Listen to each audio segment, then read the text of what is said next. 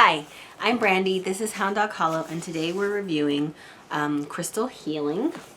I've got to adjust my camera because I don't usually do it this way. But bear with me. It's it's 104 degrees, and I feel super pregnant. Anyways, so this book, Crystal Healing, was a book that was purchased from probably, I think, like Costco, and it's a combo book and journal. I never used the journal. I always struggle with finding good books on crystals. So that impulse to find one was probably why I bought this. I did read it and review it, and it has some high points. So let's kind of talk about that. The first thing I will say is that it has a lot of color images. So you get a lot of pictures of crystals, which is pretty good to know. It's got a little bit of scientific information about crystals and how they're formed and different types, which is nice to know as well. So that's a good place to start. It talks about the energy in crystals and some of its science-based applications. Then it gets into the healing powers of crystals. I thought they did this in a very non-biased way, not overstating it, not understating it, acknowledging there's a prejudice around it in traditional scientific communities, etc. They have a nice little exercise about sitting with a crystal and trying to, get a dialogue with its energy and yours. Usually I kind of get a feel in my hand of what I really like, or I'll see something and I'll instantly love it. And then it goes into a whole chapter on divination. So traditional methods, it talks briefly about using crystals for casting. Like you would have a handful of different crystals that call to you, and you would throw them out, kind of like throwing bones or dice, and which throwing dice was a form of osteomancy in the past. And then just reading about it. They talk about crystal balls reading. They talk about giving a successful reading. Lots of interesting information about picking your personal stone, and they do that based on zodiac, Eastern systems. Oh my goodness, it got ripped. Meow. I know that was probably my kid or my husband, because I am very careful with my books. Birthstones, Western systems, lots of pretty good information. How you might pick stones based on colors, which a lot of people do. Setting up for a reading, and then just information about the mind work that goes into reading and different methods. So they have various boards that they suggest. Some people do crystal grid. Some people have, like this one was a directional, this one was a zodiac. They just have different recommendations, and so you would have your crystals that you're going to cast with, and you would cast it, and where they landed on the board would give you information. And they talk about the housing system of astrology. They talk about scrying, which is a great crystal method, but obviously does not require a crystal. Pendulum dowsing, it's a great method. More on casting.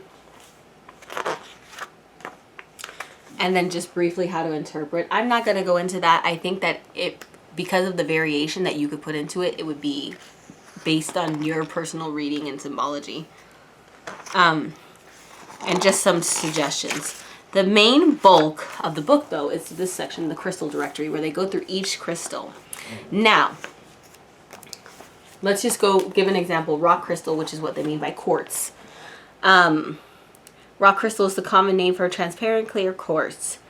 And what I like here is just basic scientific information, which is really interesting. What color it tends to be, the hardness it tends to be, the composition, chemical-wise, it tends to be, or it is, qualities that a lot of people associate with them with, and a chakra. Suggested readings if you were to cast for this stone. Chakra information, house information for the zodiac signs, some mythological information, the personality and energy of the crystal, and then just divinatory interpretation suggestions. Of course, there is differences in opinion based on your personal path, based on your personal experience and your understanding of the crystal. So it was very interesting. I liked, especially the scientific information, like selenite. It's very soft. It can dissolve in water. It's a form of gypsum.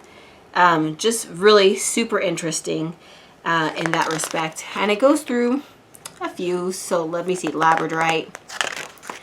We have moonstone, milky quartz, pearl and abalone, rose quartz, lepidolite, rubellite, garnet, ruby,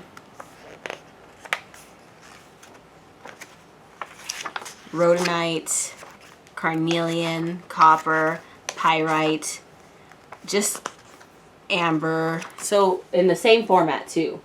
Some mythology, some scientific information, some healing properties, some divinatory properties, and suggested interpretations. Citrine, topaz, rutilated quartz, peacock ore, emerald, moss agate, turquoise, lapis lazuli, fluorite, etc. Obsidian. And then it has a very tiny little section in the back, crystal magic.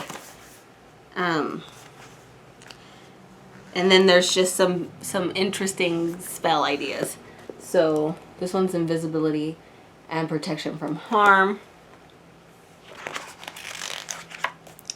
This one's abundance and fulfillment. And then I think there's 3. Hold on.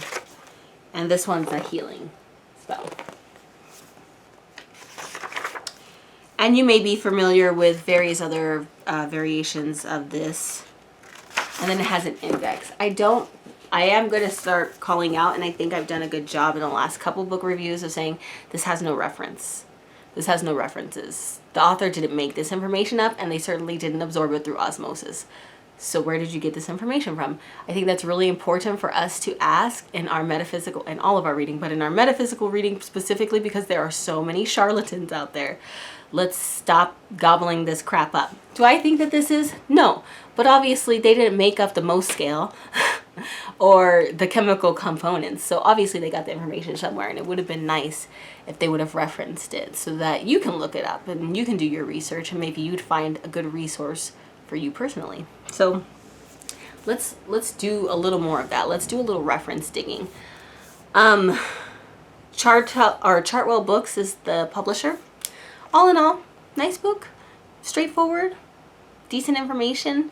I have no qualms about it. Nothing wrong with it.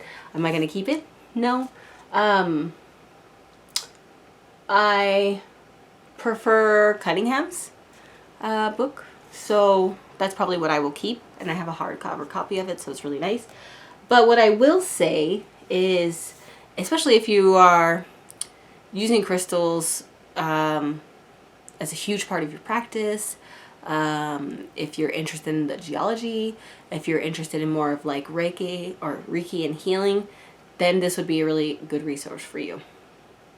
For me, the way that I like to use crystals is, I'm going to do an abundance working. Let's say I'm going to do a plant spell on abundance, and I'm going to plant this basil on the windowsill of my kitchen.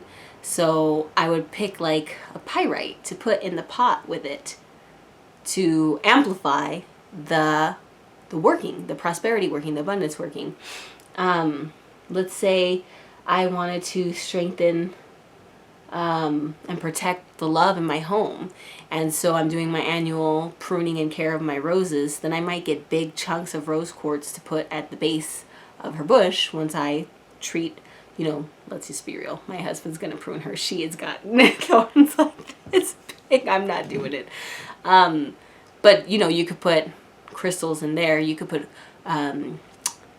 make a success sachet with carnelian and citrine, etc., etc., etc. There's a bazillion. You could put amethyst on your nightstands to absorb bad dreams.